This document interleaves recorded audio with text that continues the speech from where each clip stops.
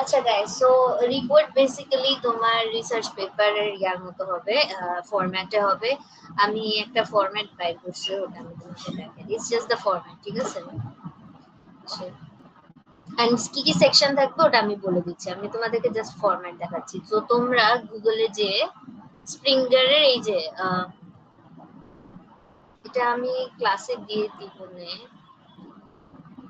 স্প্রিঙ্গারের এই ফরম্যাটটা, ঠিক আছে? লেটেক্স ওভারলিফে স্প্রিঙ্গারের এই ফরম্যাটটা হইতেছে যে তোমরা রিপোর্টের জন্য ইউজ করো, ঠিক আছে? তোমরা লেটেক্স ওভারলিফেও পাবা এই জিনিসটা, আর মাইক্রোসফট ওয়ার্ডেও পাবা, ঠিক আছে? স্ক্রিন কি দেখা যাচ্ছে? হ্যাঁ আচ্ছা, সো লাইক এরকম কি কেউ আছো যে কখনো লেটেক্স ইউজ করো নাই?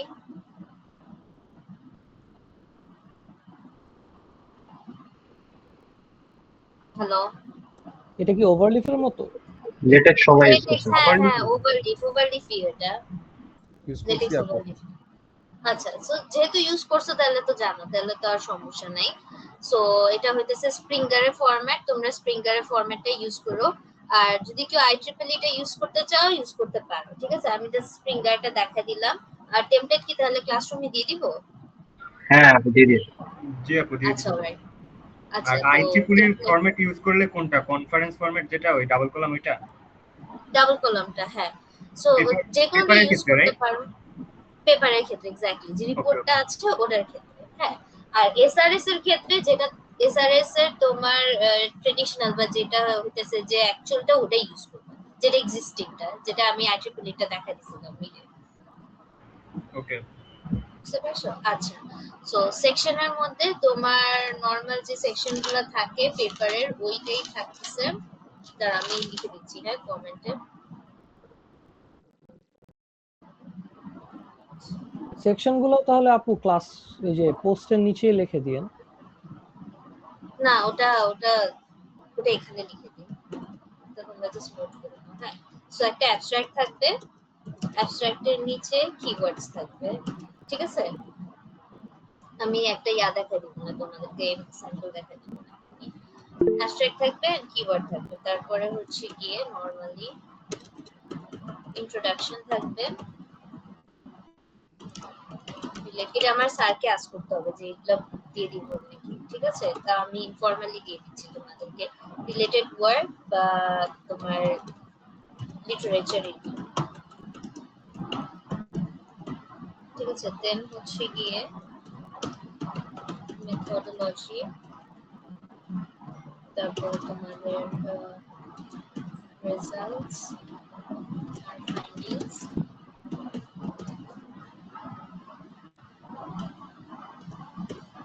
আমি দিয়ে দিচ্ছি, বলে দিচ্ছি ডিসকাশন আর কনক্লুশন ফিউচার।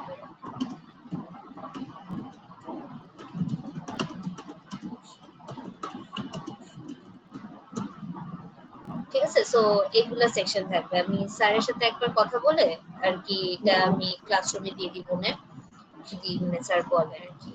আর স্যাম্পল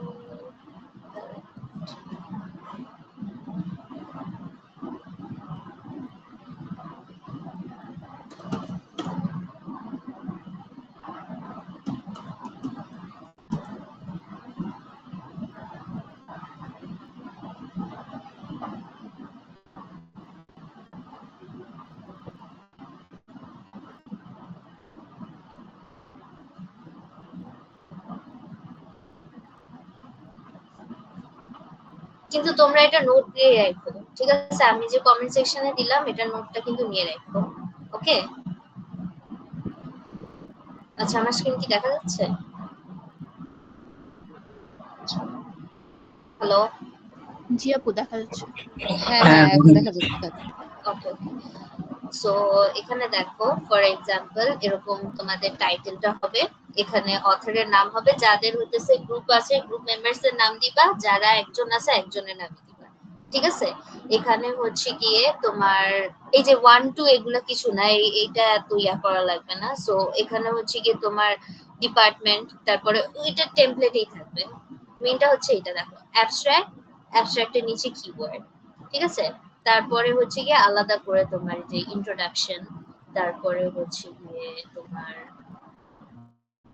লিটারেচার রিভিউ, মেথডোলজি কিভাবে লিখবা এরকম করে সেকশন সেকশন ওয়াইজ করে লিখবা। ঠিক আছে, এটা এরকমই মেইনটা এটাই দেখাইতাম তোমাদের যে অ্যাবস্ট্রাক্টের নিচে আলাদা করে কিওয়ার্ড লিখবা এন্ড এরকম আলাদা করে সেকশনস লিখবা। ও আর লাস্টে হইতেছে এই যে রেফারেন্সেস দিবা, এটা কিন্তু খুবই ইম্পর্টেন্ট। ঠিক আছে, এই যে রেফারেন্সেস গুলা দিবা এন্ড সাইটেশন গুলা ঠিকমতো করে দিবা। আই হোপ এগুলা তো তোমরা পারো, রাইট? রেফারেন্সেস এন্ড সাইটেশন কিভাবে দিতে হয়?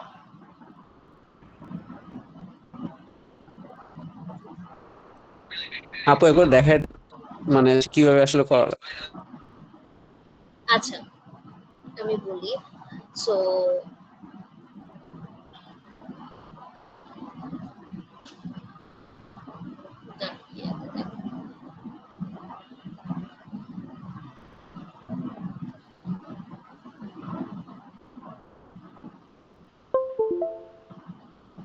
সো মনে করো তোমরা হইতেছে ইন্ট্রোডাকশনে, তোমাদের ইন্ট্রোডাকশনে যে টেক্সটটা আছে ওই টেক্সটটা তোমরা পেপার নাম্বার 1 থেকে নিলা। এরকম আগে পেপার গুলা সব একটা ডক ফাইলে বা এরকম আলাদা করে পেপার গুলাকে হইতেছে যে এরকম সিরিয়াল ওয়াইজ দিয়ে দিবা। ফর এক্সাম্পল কেউ হচ্ছে গিয়ে তোমার 5টা পেপার দেখছো আগে, বা যারা কিনা হইতেছে আগে পেপার দেখো নাই ওরা মনে করো 5টা পেপার বাইর করলা। ঠিক আছে, 5টা পেপার বাইর করে আলাদা ডক ফাইলে এরকম মনে করো ডক ফাইল না হলেও নোটপ্যাডে, যে মনে করো আলাদা নোটপ্যাডে এরকম পেপারের লিংক দিয়ে দিলা, পেপার লিংক এরকম পেপারের লিংকটা রেখে দিলা। হ্যাঁ, যে এখানে এই পেপারটা হইতেছে ফর ইন্ট্রোডাকশন, ইন্ট্রোডাকশনে এই পেপারটা লাগবে, এটা গেল আমার সাইটেশন 1 এ। সো এরকম করে পেপার ব্র্যাকেটে লিখে দিলাম সাইটেশন 1 এ। তারপরে বুক করে এই পেপারটা আমার রিলেটেড ওয়ার্কে যাবে,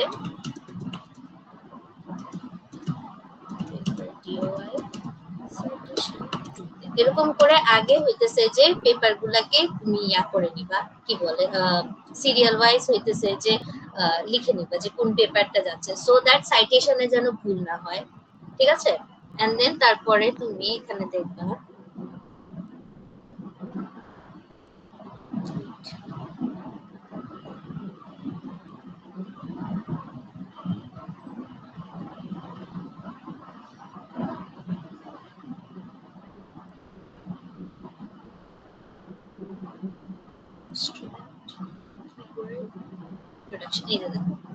তো এখানে হইতেছে যে একটা কোড আছে, এই যে সাইড দেখা যাচ্ছে, দেখো এখানে slash side beep text 1। So beep টেক্সটটা হচ্ছে গিয়ে তোমার আসতেছে এখানে থেকে।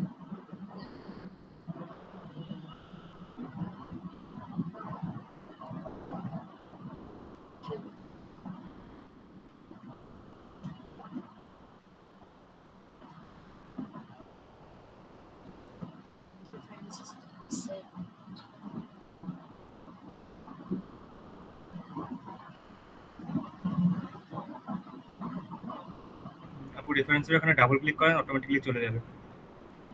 হ্যাঁ, বাট এখানে আর কোডটা তো কিছু দেয় যদি না থাকে তাহলে বিপ টেক্সট আছে ফাইলের মধ্যে আই গেস। ফাইলের মধ্যে, ফাইলের মধ্যে আছে, বাট এটা তো হচ্ছে কি দেখাতে হবে জিনিসটা।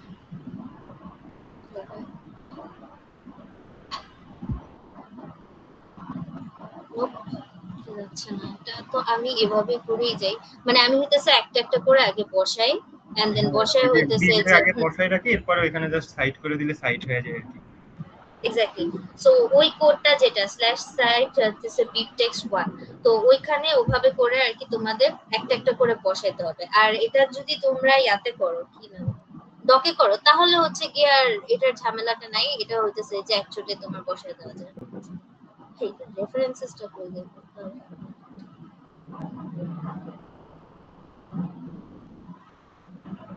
এটা আই গেস ফাইলে বিবলিওগ্রাফি নামে আরেকটা ফাইল ক্রিয়েট হয়ে থাকে, এটা ওইখান থেকে হয়তো ইম্পোর্ট করে। এটা ওখান থেকে না, আমি তো এদিকে হইতেছে যে বসাই সবসময়।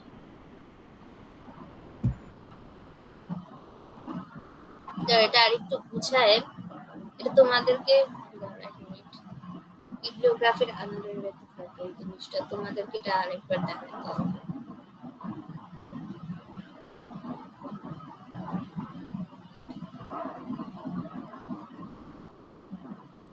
আচ্ছা, সো বেসিক্যালি না, এটা আরেকবার দেখাতে হবে তোমাদেরকে। আচ্ছা, যতটুক আমি দেখাইছি ততটুক তো বুঝতে পারছো, রাইট? কিভাবে করে পেপারটাকে সিরিয়াল করবা এই জিনিসটা। ইয়েস। আচ্ছা, সো অটুক রাখো, বাকিটা হইতেছে যে আমি কালকে গুছাই আমি কালকে দেখাই দিতেছি। আচ্ছা আপু, কাইন্ডলি কি আপনার হোয়াটসঅ্যাপ নাম্বার এন্ড মেলটা কি দেওয়া যায়? হ্যাঁ, হোয়াটসঅ্যাপ নাম্বার দিচ্ছি।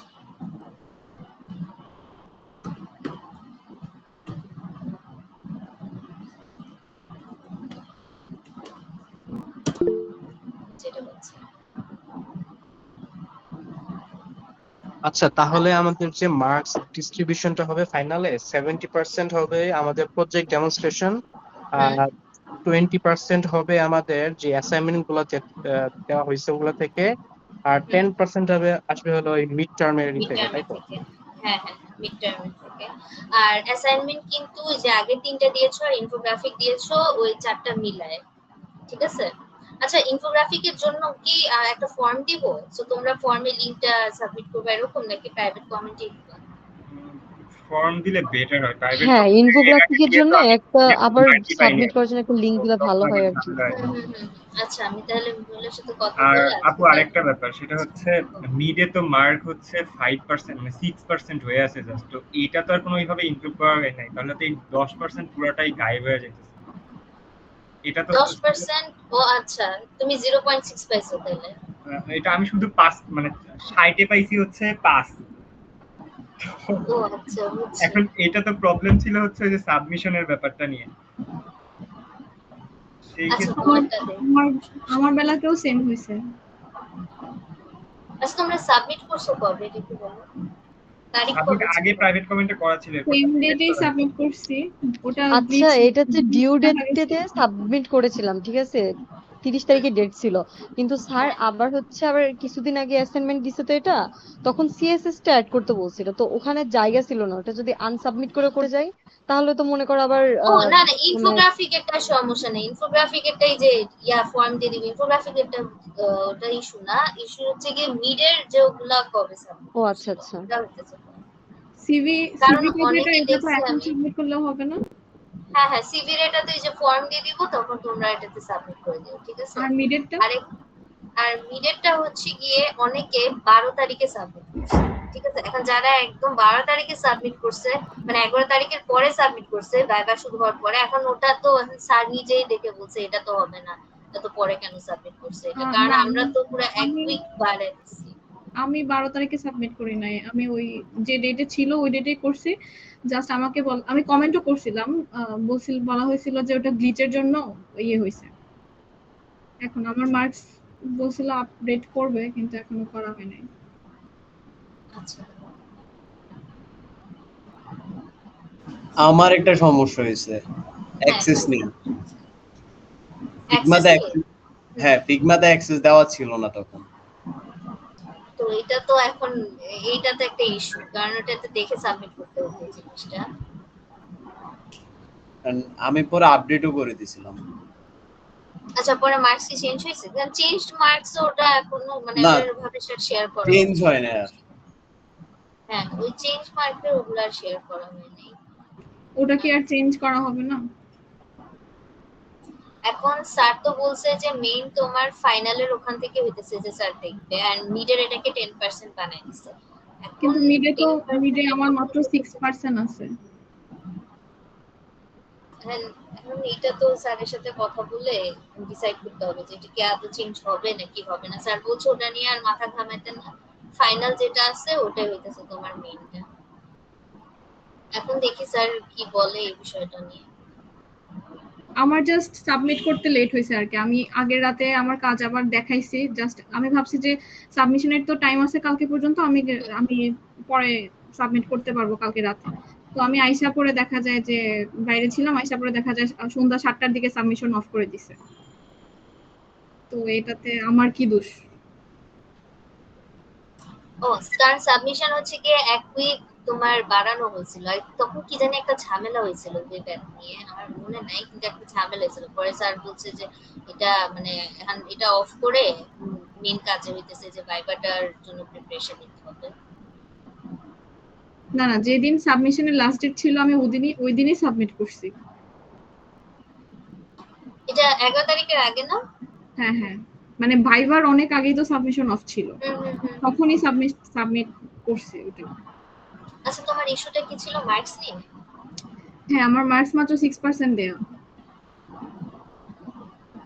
6%টা কোথায়, ডেমনস্ট্রেশন থেকে আসছে? সবকিছু মিলায় ওভারঅল ও, 6%। তাহলে তো আচ্ছা, তাহলে তো আচ্ছা, তারপরে স্যারের সাথে কথা বলে দেখবো এটা কি পারবে নাকি পারবে না, ঠিক আছে? আচ্ছা, আর তোমাদের পেপারের সেকশন নিয়ে কারো কোনো কোয়েশ্চেন আছে? ও, আরেকটা ইম্পর্টেন্ট জিনিস পেপার নিয়ে, সেটা হচ্ছে গিয়ে পেপার না, সরি, এসআরএস নিয়ে। এসআরএস এ কিন্তু আলাদা আলাদা, মানে মনে করো গ্রুপে যারা যারা আছে বা যারা যারা মনে করো স্যার যে মডিউলের কথা বলবো, যে কে কোন মডিউল নিয়ে কাজ করছে, ওটা কিন্তু আলাদা আলাদা থাকতে হবে, ঠিক আছে? সো একটাই অ্যাপ্রোচ বা একটাই অ্যানালাইসিস এরকম যেন না, ঠিক আছে? যেমন ফর এক্সাম্পল নাবিল সাফওয়ান, সাদিয়া সিদ্দিকা, এরা দুজন একটা গ্রুপে আছে, তো নাবিল সাফওয়ানের আলাদা মডিউল থাকবে, সাদিয়া সিদ্দিকার আলাদা মডিউল থাকবে, ঠিক আছে? এটা পেপার হোক বা রিপোর্ট হোক, এটা যেন দোনোটাতেই বোঝা যায় জিনিসটা। আর যখন হচ্ছে গিয়ে তোমরা কোড করবে, কোড করে ফর এক্সাম্পল নাবিল হইতেছে যে একটা স্ক্রিপ্টে কাজ করছে, একটা রিঅ্যাক্ট স্ক্রিপ্ট বা এইচটিএমএল স্ক্রিপ্টে কাজ করছে, সো আর সাদিয়া সিদ্দিকা হচ্ছে গিয়ে মনে করো পেশেন্ট ম্যানেজমেন্টেরটাতে আরেকটা স্ক্রিপ্টে কাজ করছে। সো কমেন্টে উপরে যেন লিখে দেওয়া থাকে যে মনে করো নাবিল হইতেছে যে এটা নাবিলের পার্ট, আর এটা হইতেছে যে সাদিয়ার পার্ট, এরকম করে যেন থাকে আলাদা আলাদা। বুঝতে পারছো? হ্যালো? হ্যাঁ আপু বুঝতে পারছি। আচ্ছা, ঠিক আছে তাইলে। আচ্ছা আপু, বলো। হ্যালো। হ্যাঁ বলো। আচ্ছা আপু, আমাদের কি ফাইনালের টাইমে আবার এসআরএস, ফিগমা ডিজাইন এগুলো সাবমিট করা লাগবে? ফিগমা লাগবে না, এসআরএস টা লাগবে, একটা কম্বাইন্ড এসআরএস থাকতে হবে, যেহেতু স্যার পুরো গ্রুপ করে ফেলছে, সো ওটা একটা কম্বাইন্ড তোমার এসআরএস, না তাহলে সব যা যা আছে ওইটা হচ্ছে গিয়ে তুমি একটাতে কনভার্ট করবে। আপু আমি সিঙ্গেলি কাজ করতেছি, বাট আমারটা কোনো চেঞ্জেস বলে নাই স্যার, তো আমি কি আমার মিডেরটাই সাবমিট করব? হ্যাঁ, তোমার চেঞ্জেস আসছে মিডের পর থেকে কোনো? না, আমার তো কোনো কিছু স্যার চেঞ্জ করতে বলে নাই। আমি যখন মানে ভাইবা দিছিলাম সবকিছু আমার ওকে ছিল দেখো তখন। তোমার ইমপ্লিমেন্টেশনে চেঞ্জেস আসতে পারে, ফর এক্সাম্পল যখন কোড করছো তুমি ওই পার্টটাতে হইতেছে তোমার চেঞ্জেস আসতে পারে, তুমি আবার একটু স্টাডি করো, ঠিক আছে? তোমার রিসার্চ যদি মনে হয় তোমারটা মানে ভালোই ছিল, মিডও ভালো মার্কস আসছে, তুমি ওটা দিয়ে দিতে পারো, আচ্ছা আচ্ছা। ঠিক আছে? আগার কোশ্চেন আছে বলো। কালকে কি এরকম রাতেই ক্লাস নিবেন আবার? না, কালকে সকাল 11টা বাজে। আচ্ছা, ওই যে এসআরএস এর হচ্ছে কালকে কিসের টেমপ্লেট বই দেওয়া ক্লাস? হয়েছে। কালকে হচ্ছে গিয়ে তোমার ফাইনাল প্রেজেন্টেশন, তারপর রিপোর্ট, ওগুলা নিয়ে ডিসকাস করার কথা ছিল, স্যার তো ওটা আজকেই করে ফেললো। এখন কালকে কি হবে নাকি স্যারের সাথে কথা বলে, হওয়ার তো কথা। কালকে আমার আরেকটা ক্লাস আছে। ওই যে কম্পাইলারের ওটা। সকালে না নিয়ে রাতে নেন। কম্পাইলার না, আমার নিউমেরিক্যালের ক্লাস আছে। আচ্ছা, ওটা দেখি, এটা কি স্যারকে বলবো রাত্রে নিতে? আচ্ছা স্যার, যে আমাদের রাতে বলতে পারবো। নাও লাগে, যদি না লাগে দেখো রেফারেন্সেস এর এটার জন্য আরেকটা হইতেছে সেশন তো নিতে হবে মনে হয়, সো ওটা হইতেছে যে ওটার জন্য হলো কালকে রাত্রে বসতে হবে। আপু ফ্রাইডে তো নেওয়া যায় না? হ্যাঁ, ফ্রাইডে তো নিতে পারেন। ফ্রাইডেতে নেন, ফ্রাইডেতে কিন্তু এআরএ তো অনেকের ক্লাস থাকে, আমারই তো আছে সন্ধ্যায় ক্লাস।